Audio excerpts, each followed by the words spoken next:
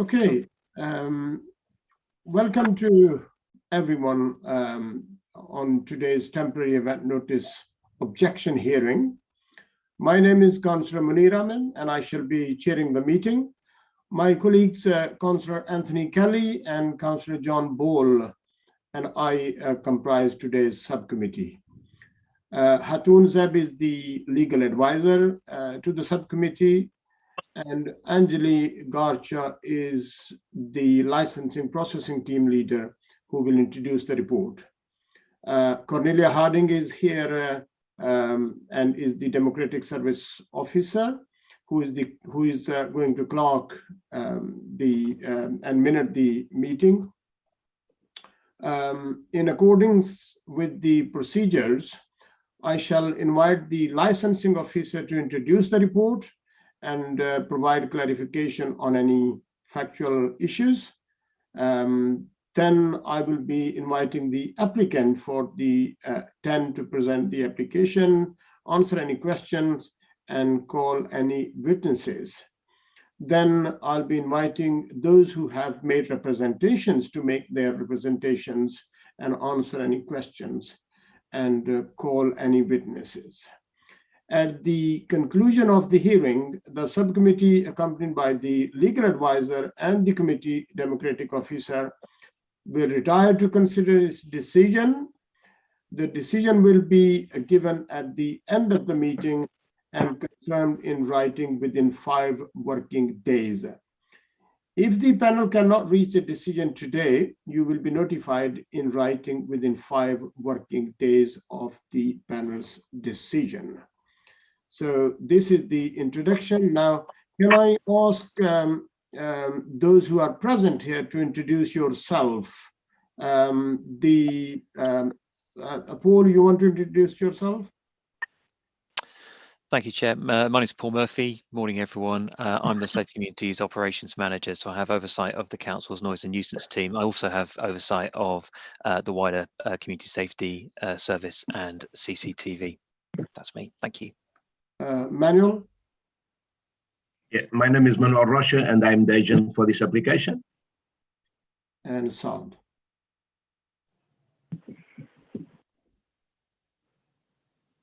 Hi, I'm Sergio Saad. I'm the personal license holder for the premises, and I'm event organizer as well. Vicky? Good morning, Chair. Yes, I'm Vicky Hewitt and I'm a police officer on the licensing team for Ealing Borough.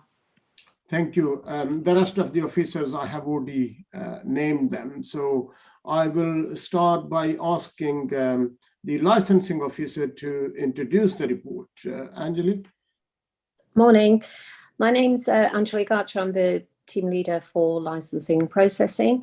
So before you today, Mr. Sergio Ricardo Sayad, I hope I've said your name correctly, has given the council notice of a temporary event where the carrying out of licensable activities is proposed. The temporary event notice has been given in relation to Peak and Rapkin Food Events Limited, located at 179 Park Avenue, Park Royal, London, NW10 7XH. The start time for this proposed event is 1600 hours until 2 AM, and the event date is 24th of June to the 25th of June.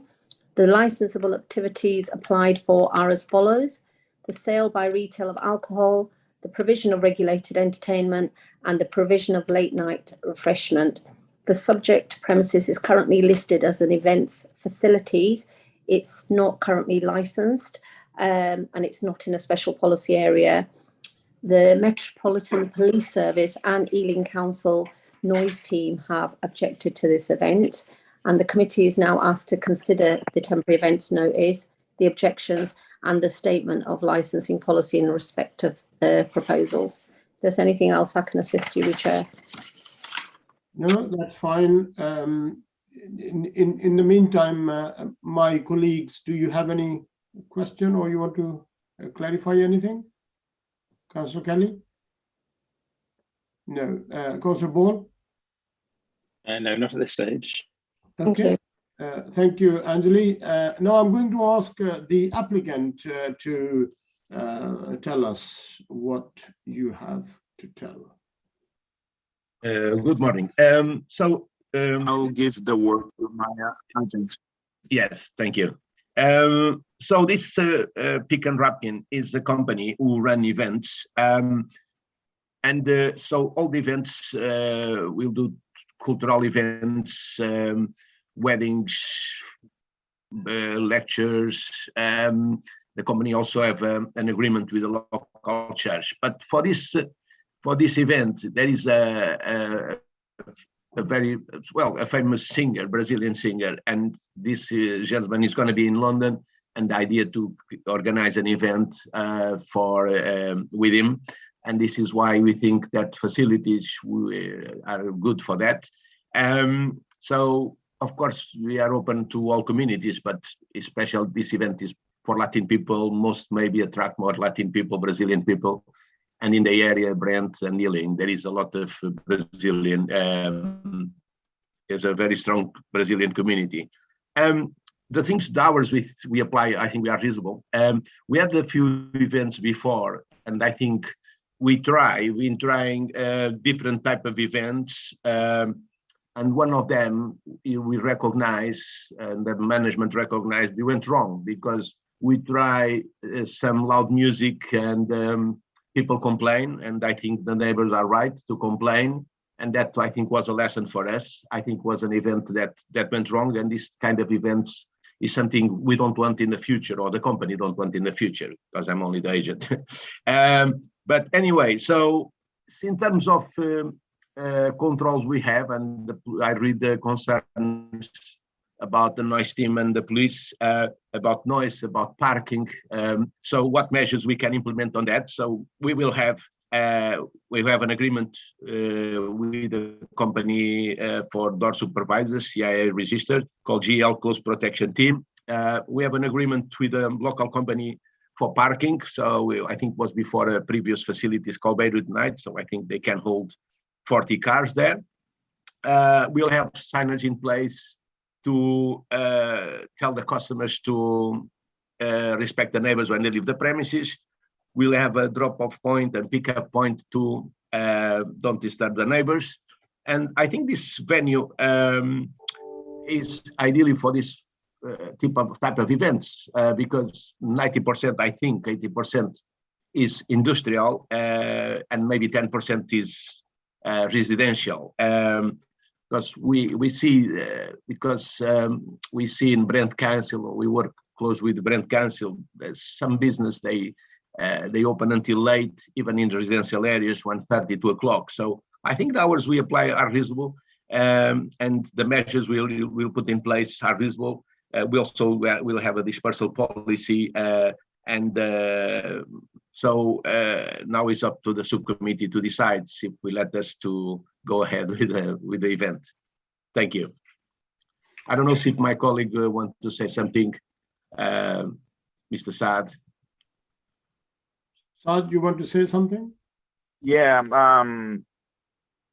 Yes. I'm basically this event is very important for us because the artist is coming anyway, because we pay flight tickets, we booked hotels, and we done everything to make a great night for all the spectators. You know, like we sold some tickets, and we want them to have a good night.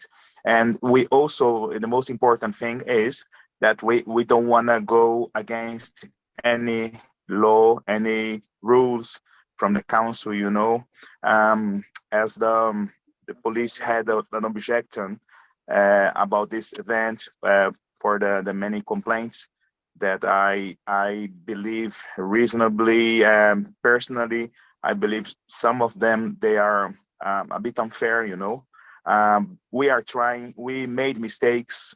I believe we done some events that are not suitable, are not as we say, are not our cup of tea, you know.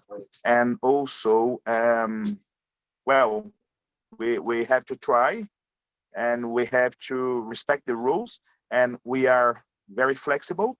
we want to respect the rules. We don't want to disturb the neighborhood, and we want a good relationship with everyone, around. So we are here to be flexible, like to also hear the committee, what suggestions police has to make.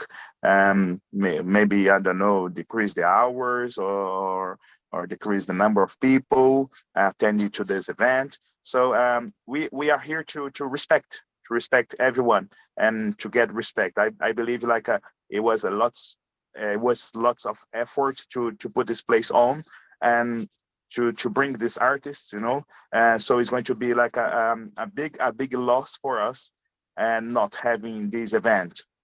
We had previously another event that we didn't do anything about this, like a hearing, but we had a loss. So at the end of the day, I believe Ealing Council will be more than happy for us to be generating jobs and entertaining people, and of course, it had some disturbance perhaps to the neighborhood, but we are here to fix it.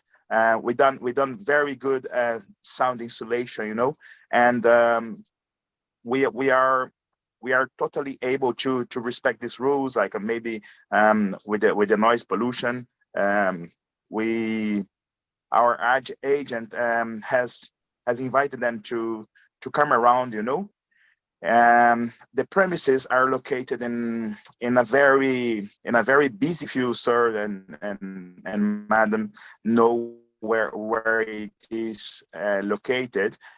It's just by the North Circular, just by the Hanger Lane station, where the traffic noise, it's humongous against our neighborhood, that the people living in the area, they are closer from A406, which is North Circular, than our premises, they are the first resident.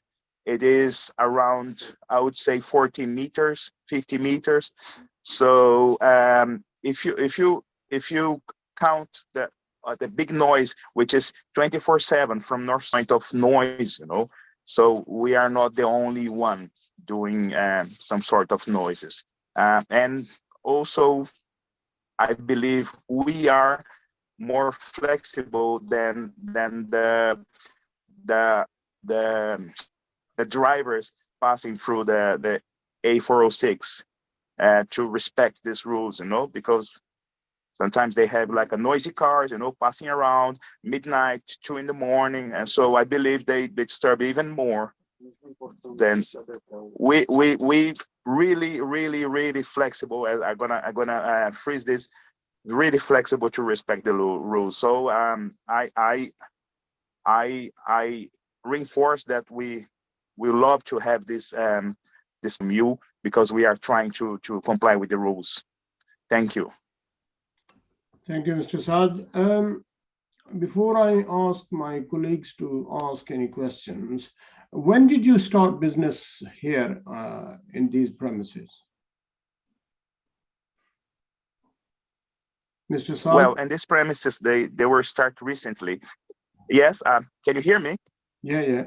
Hello, can you hear me? Yes. We started the business on these premises. We started works from April, and but the company Pick and Rapkin Food Events Limited is a company over 20 years.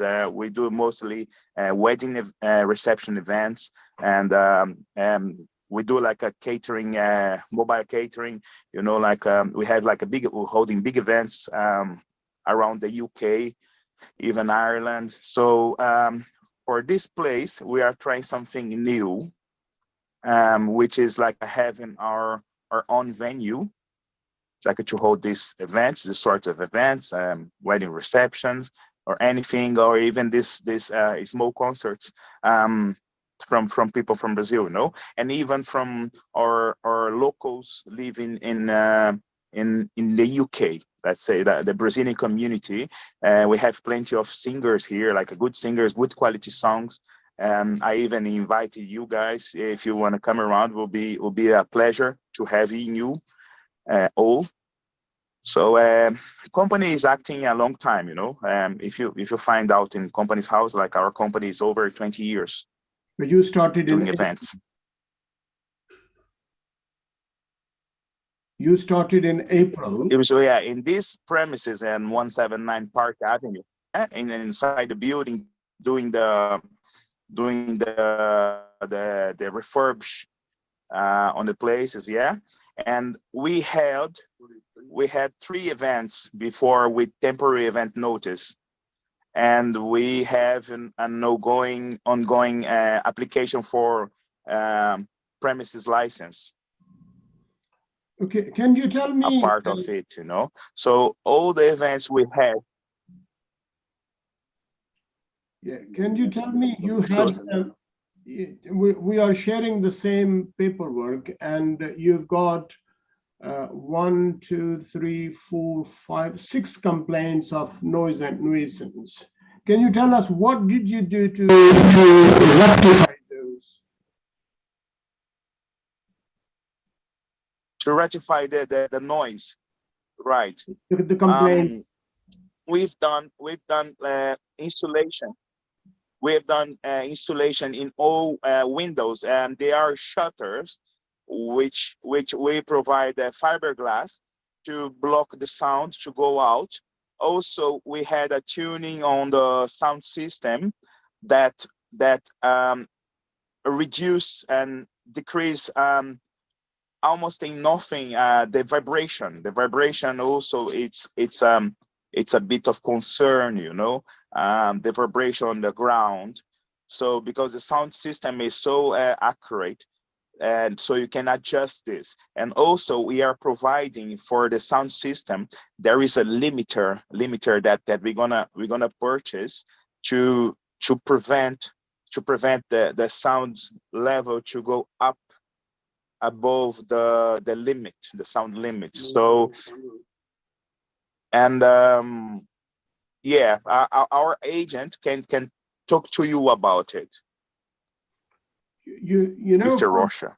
From your premises, on the right side, you've got residential homes on the right side. Did you go and speak? Did you go and speak? We do. To any we do know. Any neighbors as a good neighbor or not? Yeah, we even invite them to come around and see our premises, but it was before this complaints, you know, and they are on the cul-de-sac of the road, you know, like the dead end.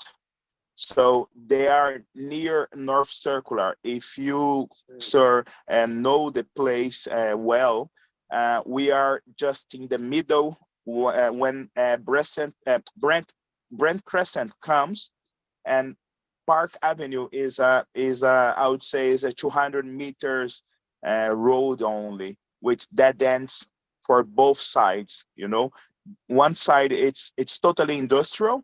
There's no side. Yes, I know.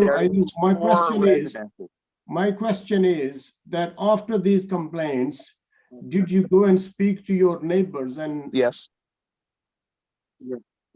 yeah, Mr. Lucas and all other organizers and what other licenses went to speak to them and try to show them that we done lots of works for insulation, you know. For example, number 61 on the Park Avenue, which is a neighbor, let's say 40 meters away from the premises, and they are okay. They say like, oh, it's good. We done like a good insulation of sound. As I believe that's the most let's say most reason for the complaints. So we done a couple of works in there, but we didn't have any chance to test it, just to not to cause any disturbance. Okay. Thank you. Councillor Ball, you have any question?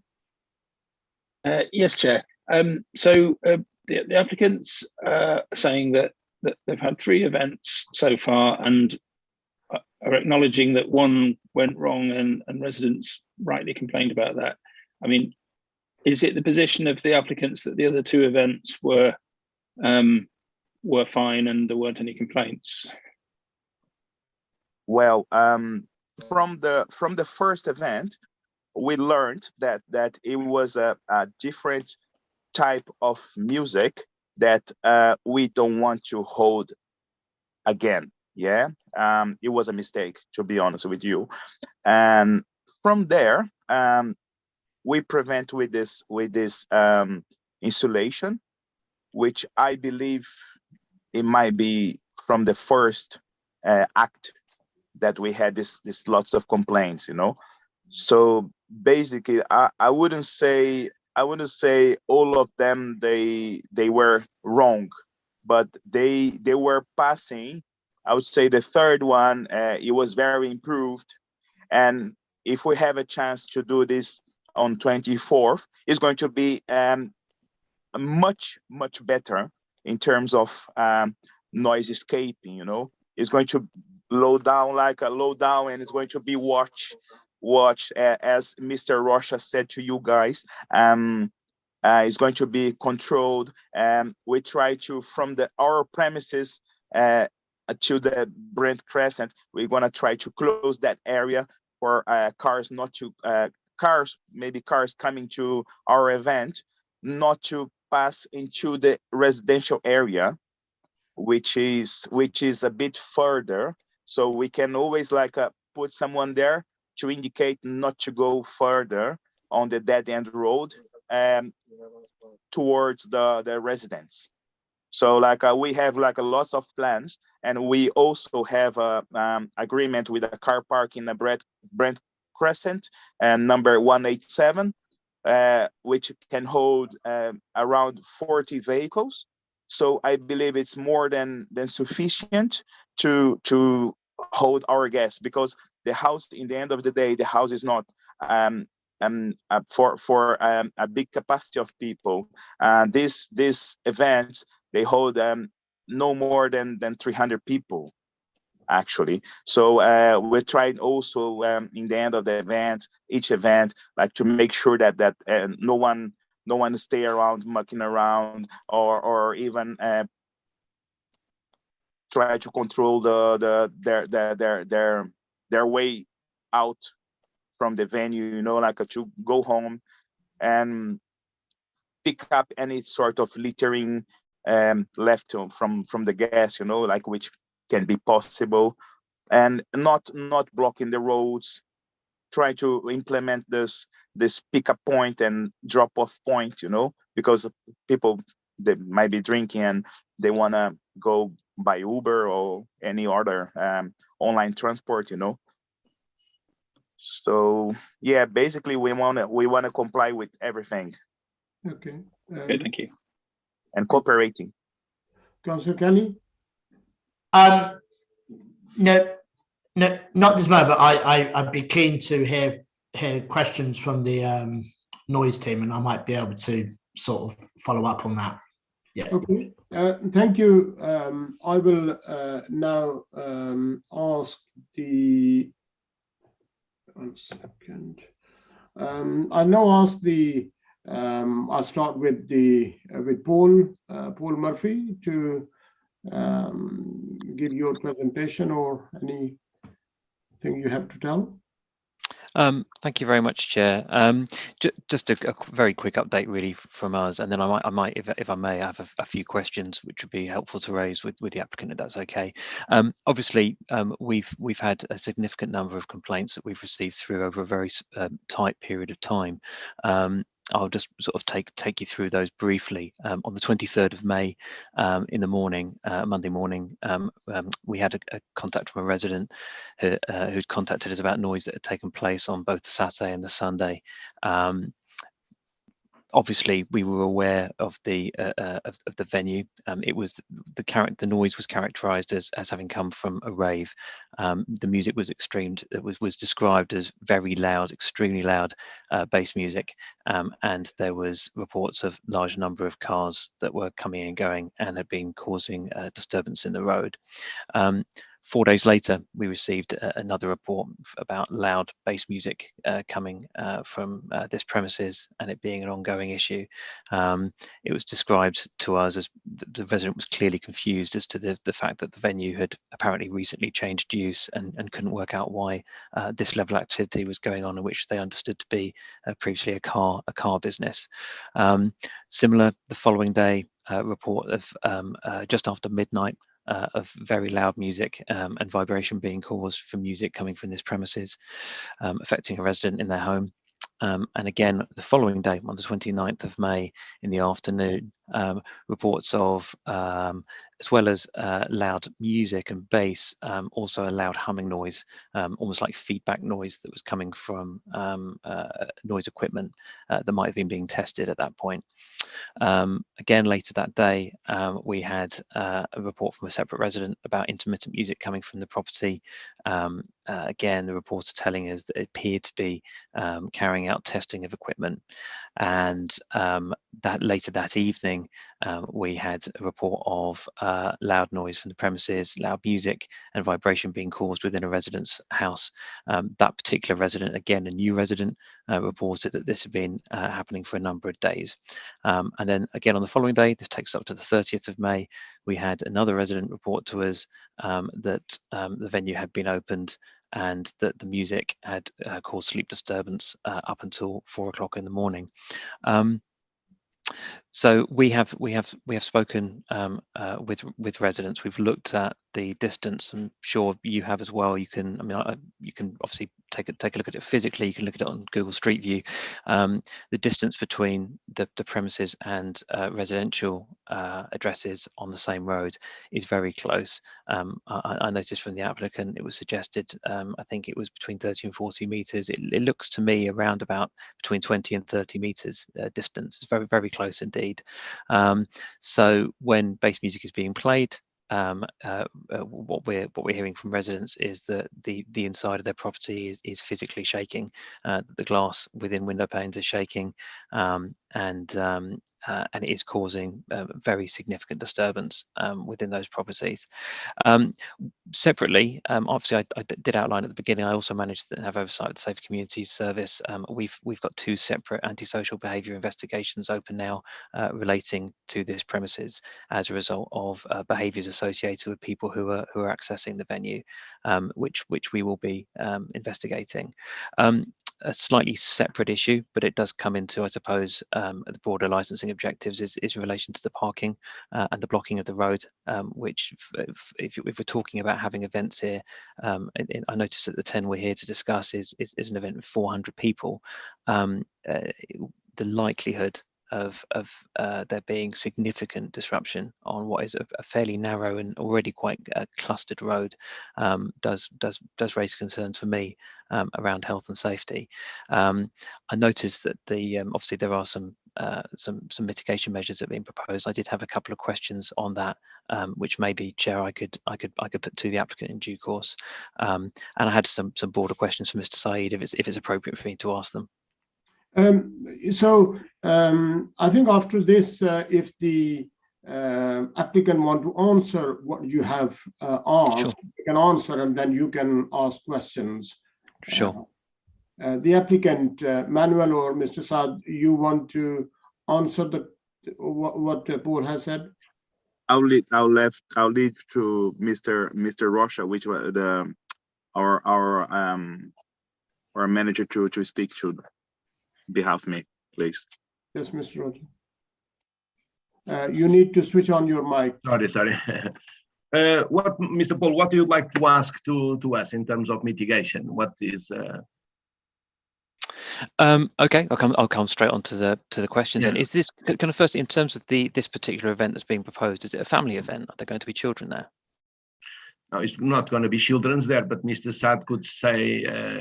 Could reply better than me. I think this is going to be an adult event now. Yes, and 24th, we can have like a children with the parents in this case, you know. But it's going to have a birthday, which is a children's birthday. Okay, so this is a family event that you're proposing to take place on the 24th. Yes.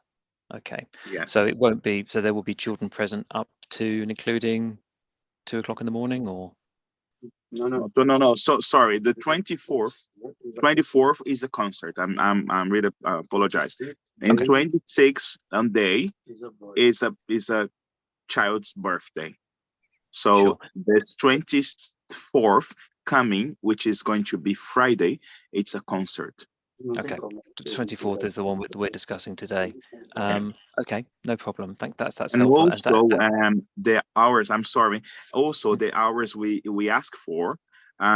If you from police are not pleased with the time, like extended time, we'll be more than happy to take even like if you guys say so, or suggest you can stop half an hour early or 1 hour early. It's not going to be a problem. Okay. We'll come to that because I know the police will have their comments shortly. I just wanted to confirm that this will be limited to adults over the age of 18 only. Is that correct?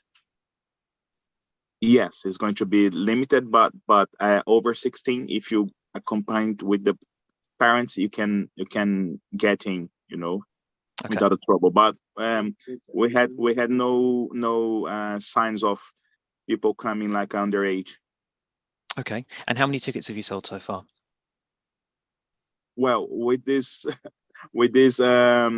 problem, we suspended the sales because we had tickets, but this is with the event organizer, which is our other person, you know.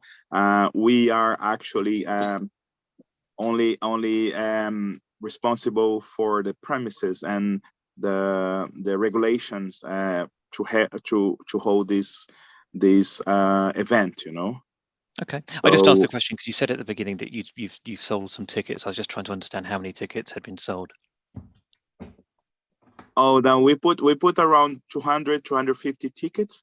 We have a VIP area where you can hold like around 80 people.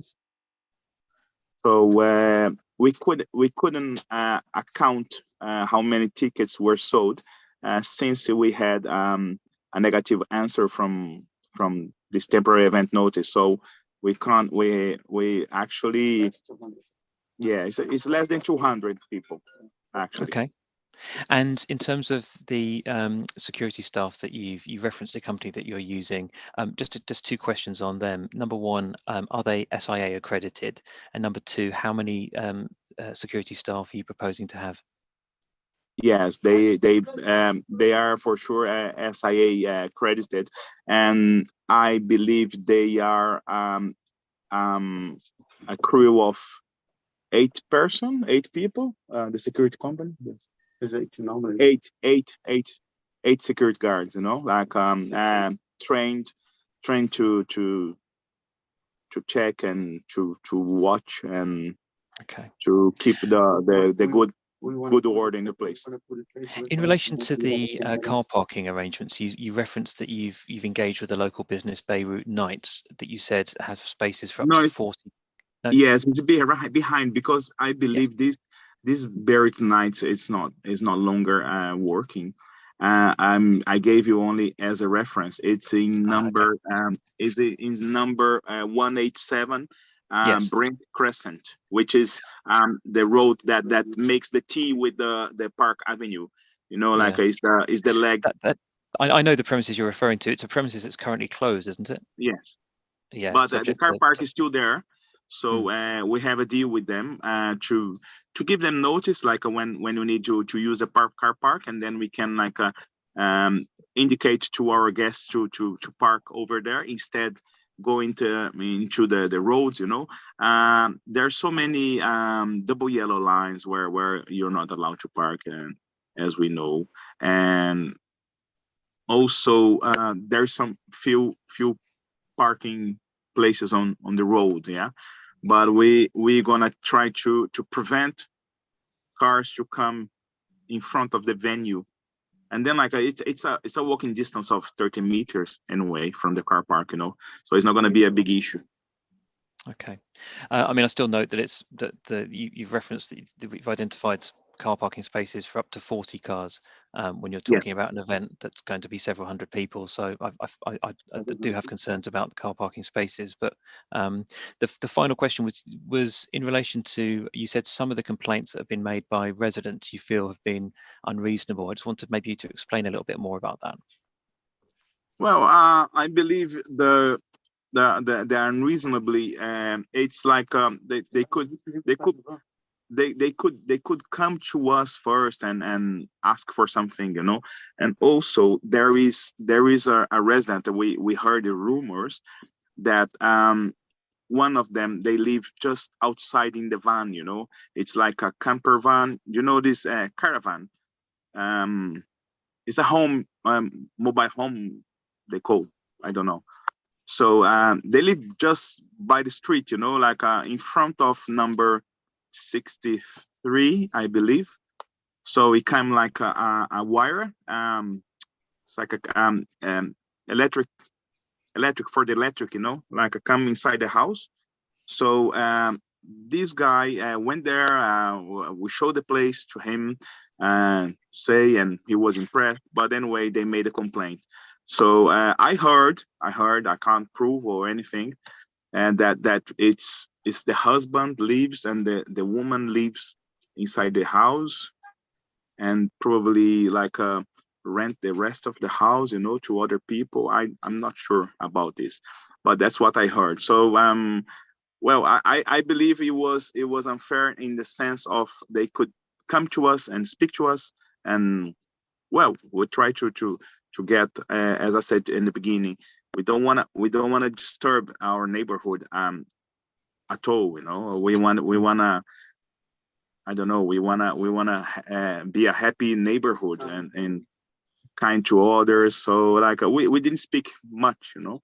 That's why I think it was a bit unfair. They could come to us and maybe raise their concerns with us. I mean, you could just describe yourself as the noise from the A40 and A406 as, I think you used the term humongous to describe that. And I think it's quite striking for me anyway that you're absolutely right. The noise from those roads is incredibly loud, and yet still over that constant noise of 24/7 background noise, the noise from your venue caused a sizable number of residents very significant disturbance. It's been some considerable time in this role since I can note receiving that large a number of complaints from different residents regarding one premises over such a condensed period of time. So clearly something has gone very wrong in terms of how noise, disturbance, traffic and antisocial behaviour has been managed in relation to that venue. I can't say that I've heard anything so far in your answers that's convinced me there's a strong plan in place. So but I'm willing to listen, and I will happily hand back to the chair, because I know that there's still other representations we need to hear and other questions that I'm sure will be asked. Can I say something, Mr. Paul, before I forget? We saw an email circulating. Somebody, one of the residents, I think, was emailing everybody in the park, industrial park, companies, all the neighbors, even the ones who live behind the facilities. There is a train line, so inviting them to complain to our facilities. I think this is a little bit unfair, because people sometimes maybe agree, maybe not agree, but it's not polite from them to invite neighbors. Oh, they're going to open a venue. We don't want to make a complaint about them, because this is going to create problems in the future. And because we are concerned about that, I sent an email to the noise team a couple of weeks ago, invite them to come along and guide us. We don't mind to pay. How much is, we know the people are busy and now this service costs money. And I think the noise team, somebody, engineers, to test our sound, to test the facilities, to see if there is any open windows or doors, because that way, and testing the sound and say this, you need to put a sound limit and the limits are that, because that way, and that we could work together. So because people sometimes, I think we had a visit, but I think Mr. Saad can confirm about complaints on a Sunday. On a Sunday 2 weeks ago, but we canceled that event. So the police went there and no noise, no event, nothing. So why they complain about the noise? Because on the area, there is more people doing venues.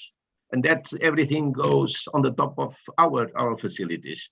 And I know another place they do events. So, but it's up to the authorities to find out. But we know is they visit us, they check the facilities. No, there is no event, we cancel.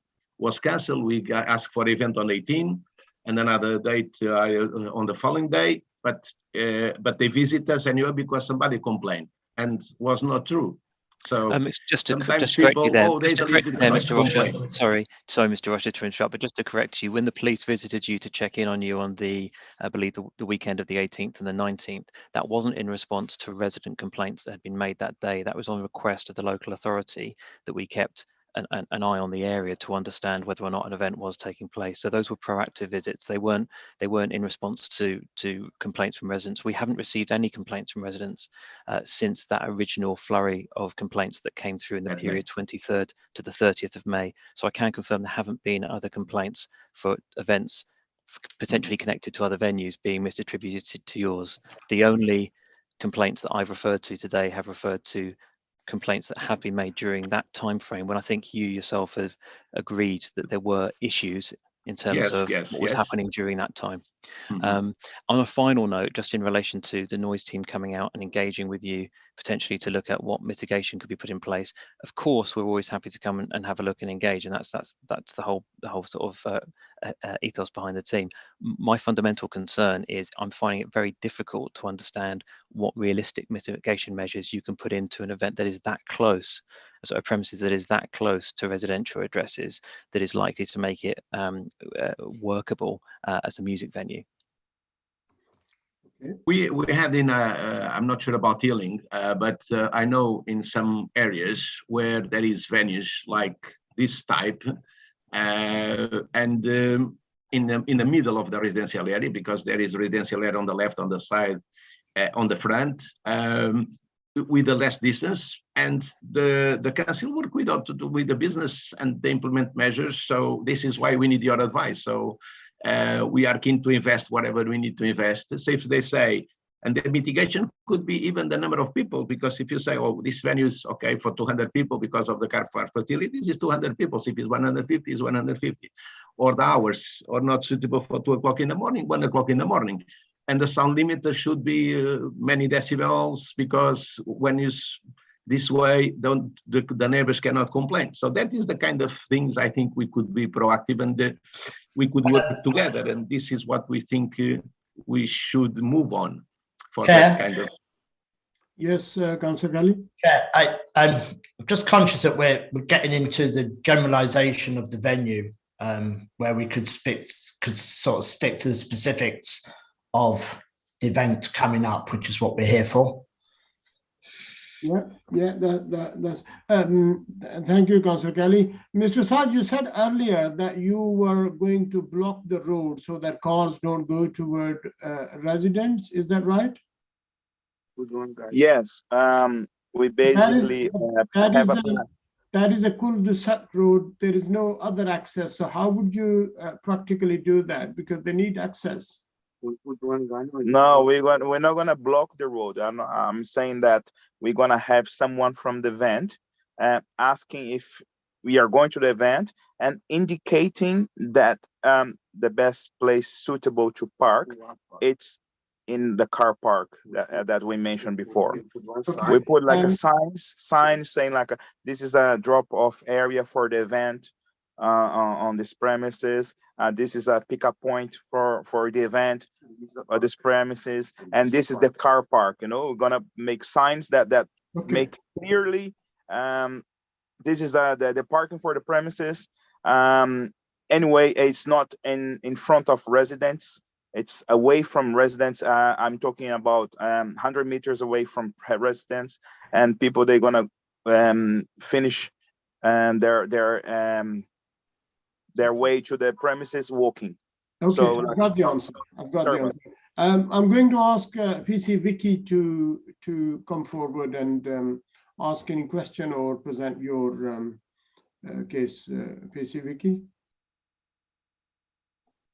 Thank you, Chair. I think most of my questions have actually been answered, but I do have a couple more questions. Yeah. The first one is, you're saying that you have a car parking agreement with 187 Brent Crescent. Do you have a signed agreement that you can show us? Is that's the case? Yes, we can provide this for you if you request it. Okay, that's great. So you do have a signed agreement? Yes, yes.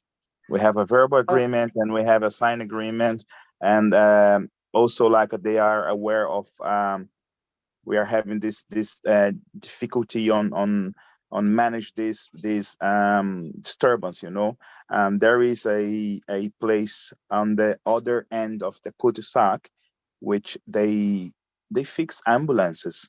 They do, it's called blue light services or something. So they do this, and they need a freeway to pass their ambulances. I'm not sure if it's an urgent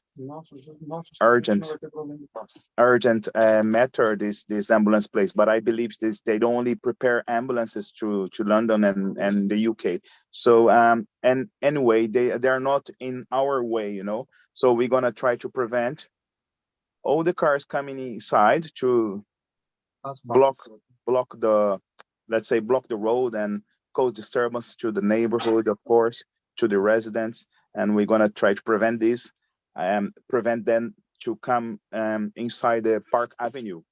Okay, Mr. Saad, you have answered the question. You have answered the question. PC Vicky? Yeah, thank you. Sorry, another question. Where are people going to park when the car park's full? What do you propose to do then? Well, I believe, PC Vicky, that it's not going to reach the full amount of cars, because when people are drinking, I mean, I'm talking from for myself, yeah. I never go driving, and I believe people, they also come by tube, because we strongly advise people to come by tube or by bus or by Uber, you know. So that's what we strongly advise people to leave their cars at home. So some of those stubborns, they might come driving, you know. And then, like, I believe it's going to be it's a game of rights and wrongs, yeah.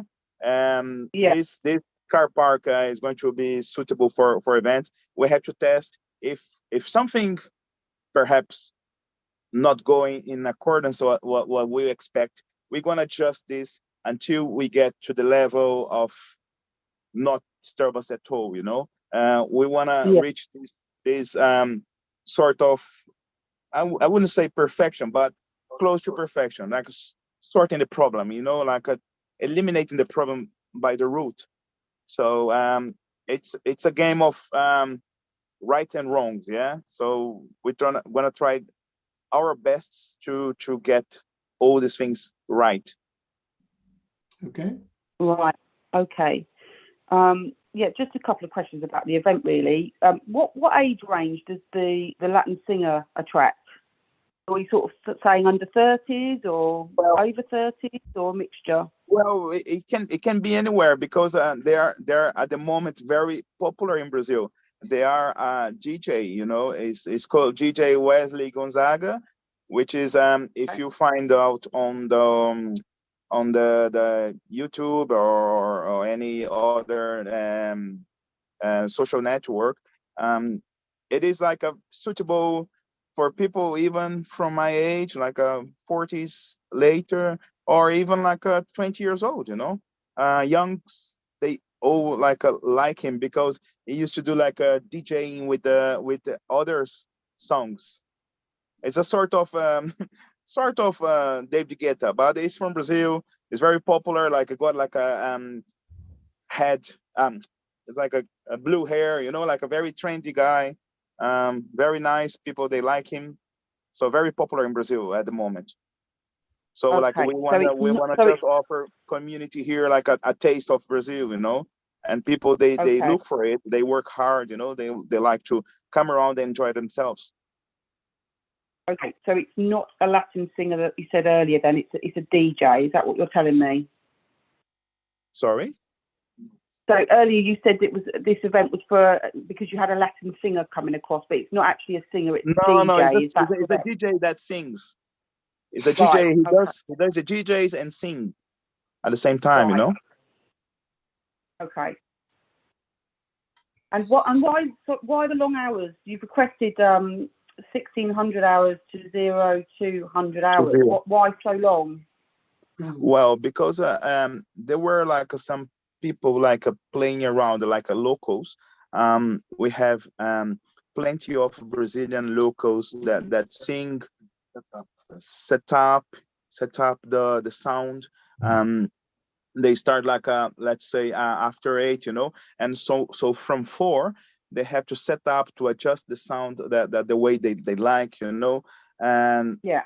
of course watching always the noise, you know, the noise Right, and okay. adjusting. I can add, Sad, let me say, we can add also, because some people who gonna join this event is people working already in restaurants. So, and because the restaurant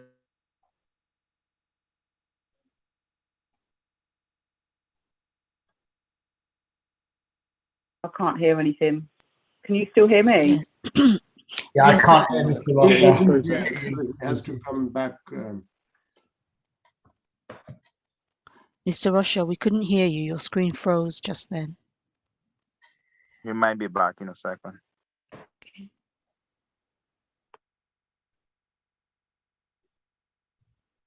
Mr. Rocha, if you can hear us, come back. We can't hear you.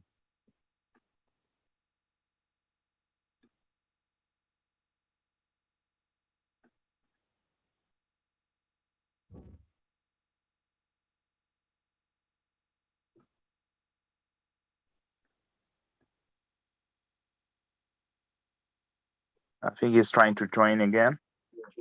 Okay. Just give a second, please.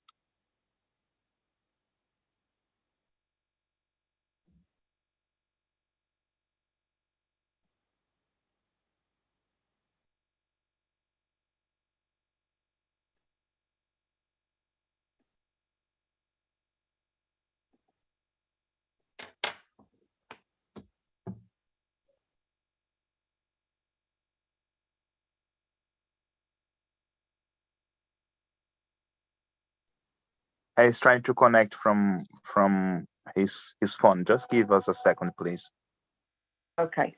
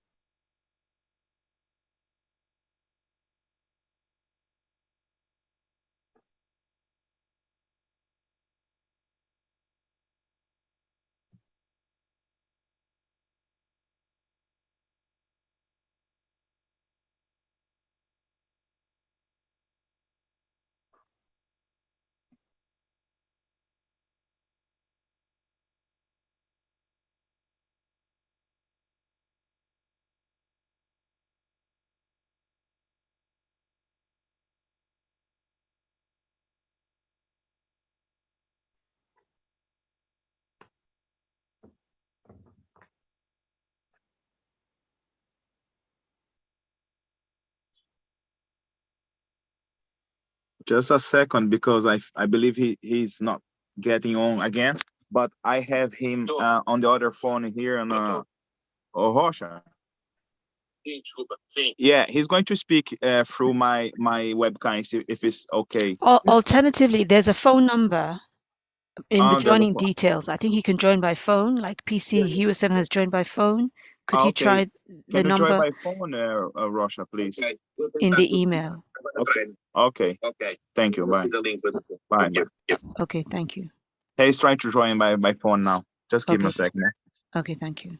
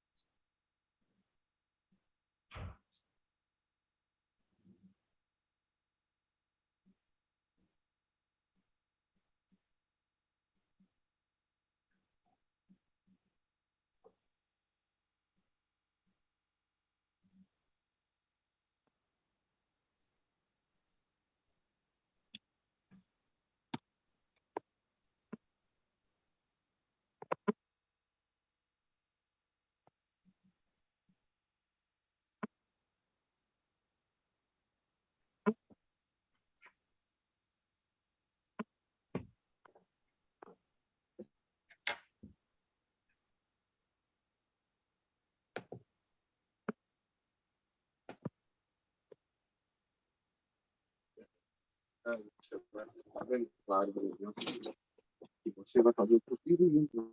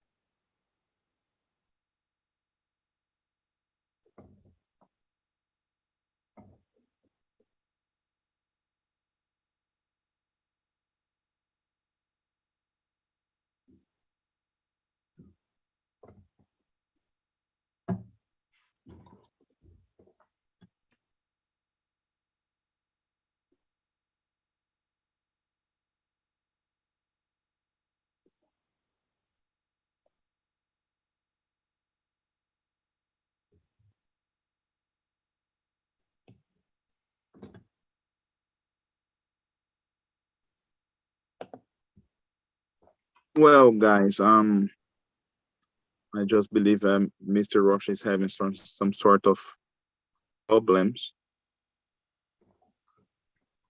Yeah, then also you can speak again through your.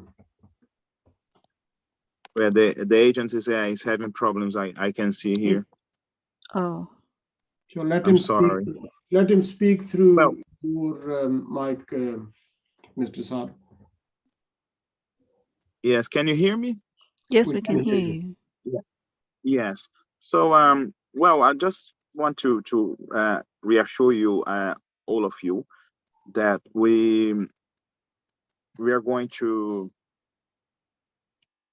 comply with all these things that we mentioned, and be sure that the ordering is in place, there. And well, we might not decrease, but we might finish the complaints, like that we are having at the moment. Manuel Rocha is our join the meeting. Oh, you got it? Yes, he's just joining now. Oh, yeah. Hello, sorry. I don't know what's happening with my computer. Yes, Mr. Rocha, continue where you left. Sorry. So the only thing else to finish what I was saying is some business, the people finish, the managers, the waiters, the staff, finish work late. So this is why when they arrive, they would like to participate, and then they will arrive probably at midnight. That is what I'd like to say to answer to Miss Vicky questions. Okay, Vicky, do you have any other question? I've just got one more. Sorry, my couple of questions have turned into about 5. Apologies. Anyway, my last question is: what are you going to do to prevent loitering on the streets after the event, and to ensure people are quiet when walking past residents' houses?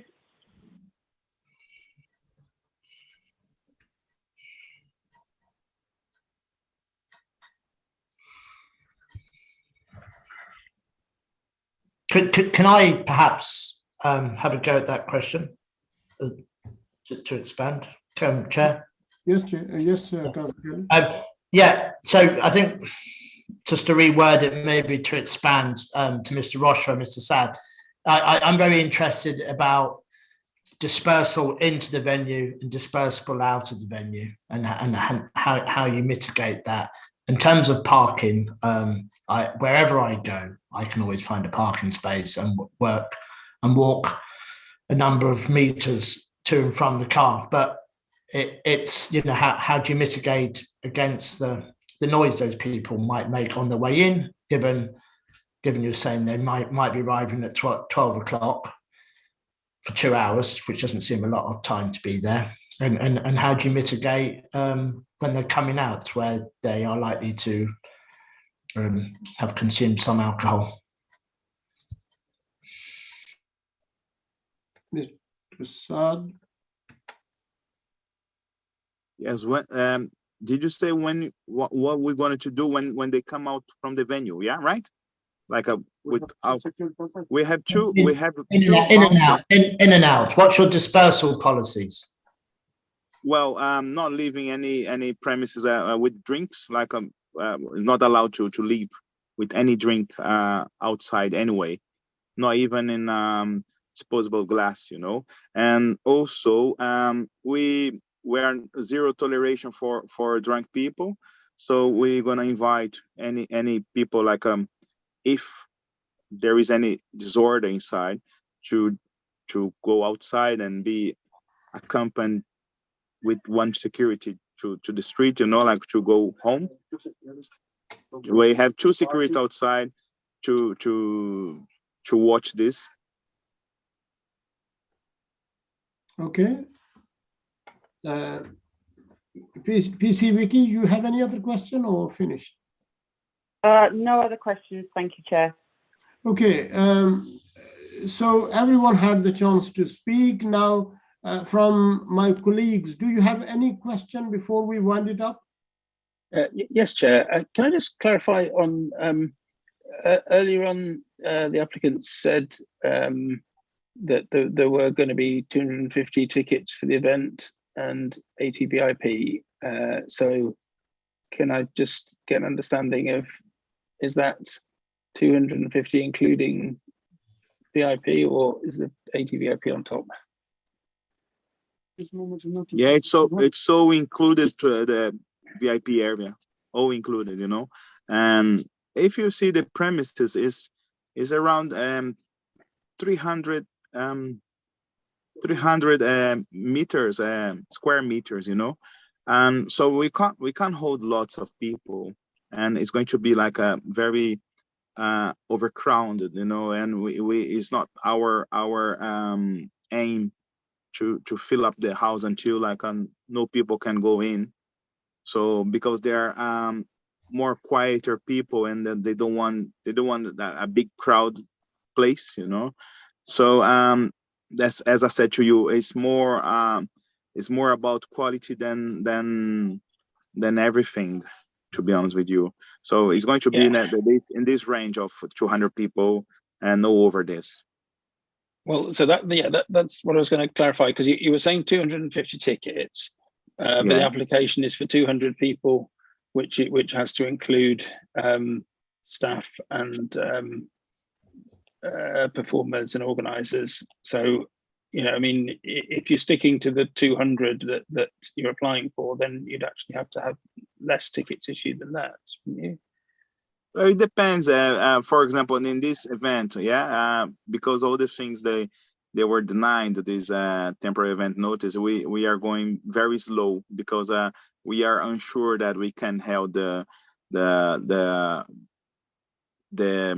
the concert until last notice, So we are 3 days away from this event, and we are concerned about this because they have to do anyway.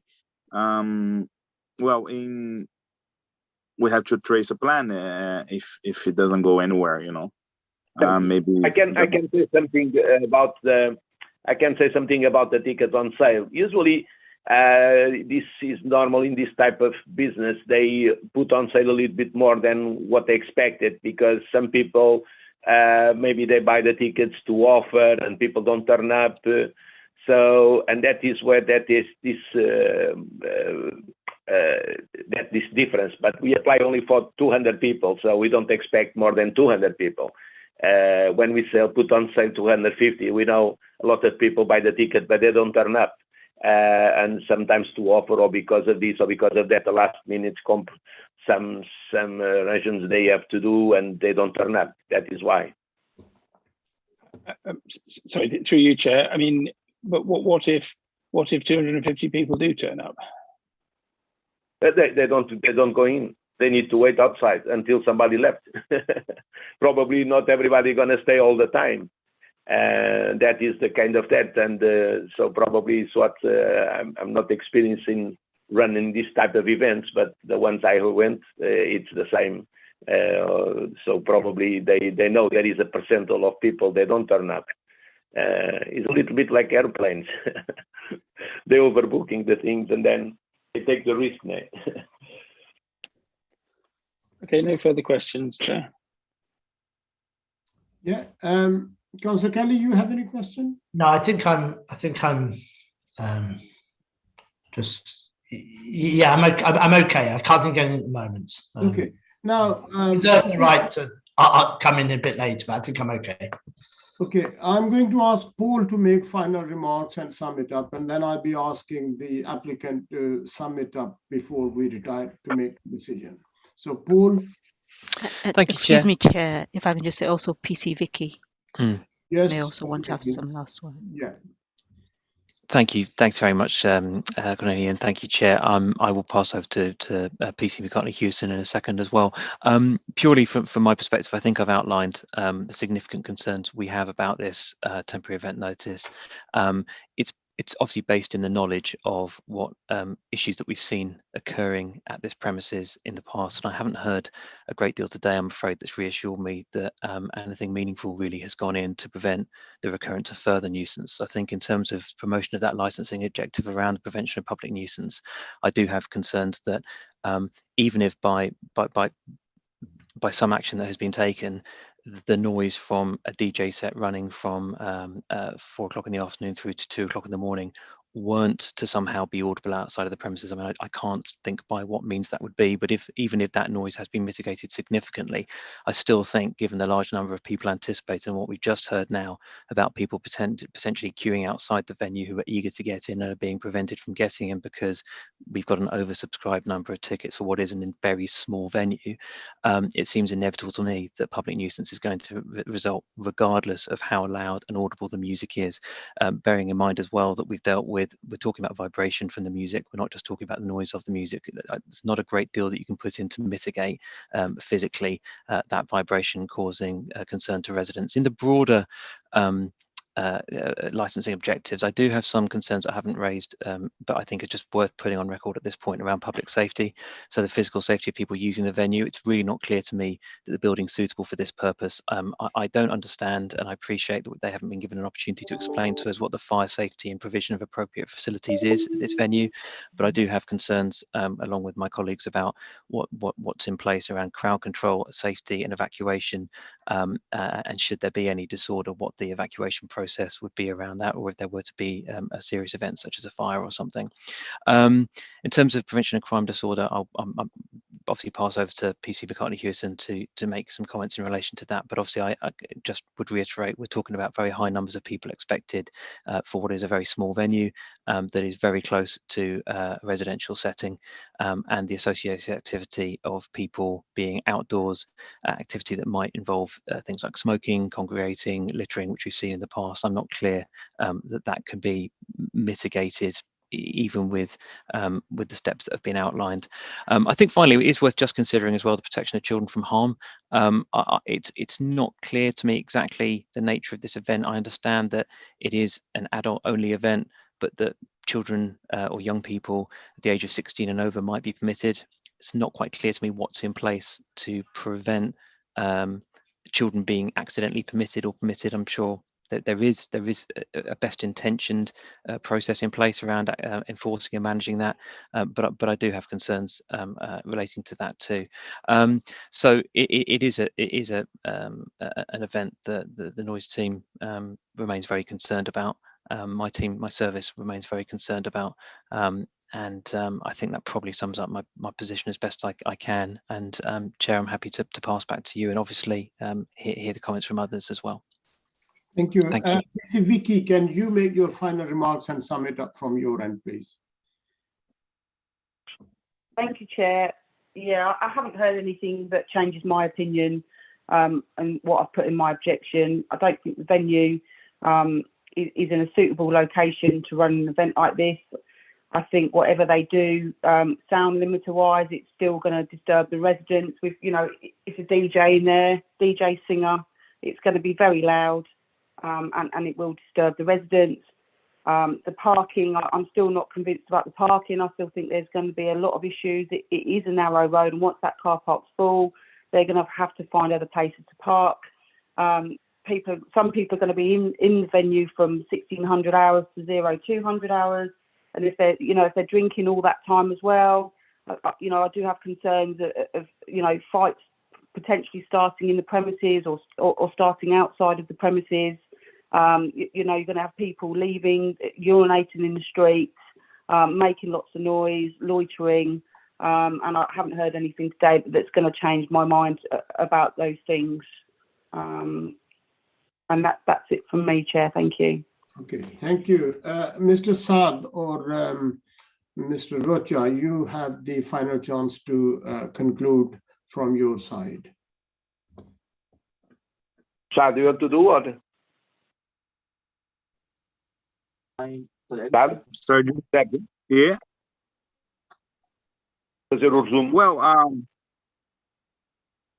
Well, I believe we can, as I said, like it's in place. We ask for these hours, but as I said to you, we are flexible, and we also want to encourage you guys to come around to the venue and see what is really going on, I don't believe noise is going to be an issue at this time, at this stage.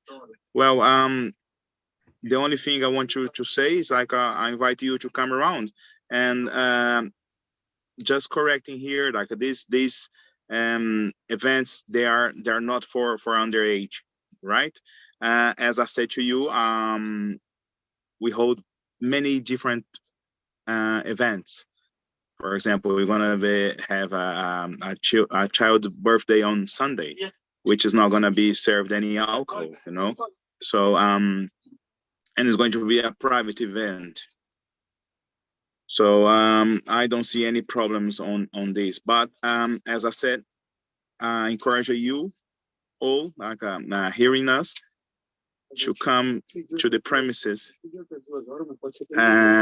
to visit us, to see all the preparation we've done.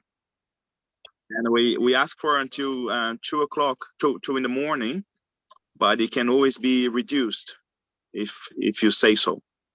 So yeah, that's what I have to leave for in the end. Yeah. Okay, thank you, everyone. We have come to the end of the hearing, and now we are going to retire, and we will make the decision, and hopefully we will make the decision today, but if anything, we will let you know. So Cornelia, you want to take some of them out and come offline? Yes. Chair? Yes. Do you think we could offer, obviously we reserve the right to take longer, but a time where we can anticipate to come back? I would say, about an hour. I don't think an hour is the right timing. I think we can ask them to wait here, and once we are in the retiring room, we can update them if about 1 o'clock. No, yeah, 1 o'clock maybe. And then if we need to take longer, then obviously we can do. But I just so that they can get on with. Yeah. Cornelia, you were talking. I was just going to mention the parties, apart from the panel and the legal advisor and myself, can leave the meeting and perhaps rejoin, as Councillor Kelly is suggesting, at 1 p.m. to hear the decision. Okay, But that's fine. If we're going to take longer, I will let the parties know. But otherwise, it will be 1 p.m. Okay, that's fine. So you can leave until 1 o'clock and come back 1 o'clock. To this same meeting with the same joining details. Shall we say 12:45? Yeah, an hour from now. Yeah, 12:45, Cornelia. Okay. Okay. So Mr. Rocha, Mr. Saad, and PC Vicky Hewison, and Mr. Murphy as well. Yes. If you could all leave and rejoin at 12:45, please. Okay, thank you very much. Thank you.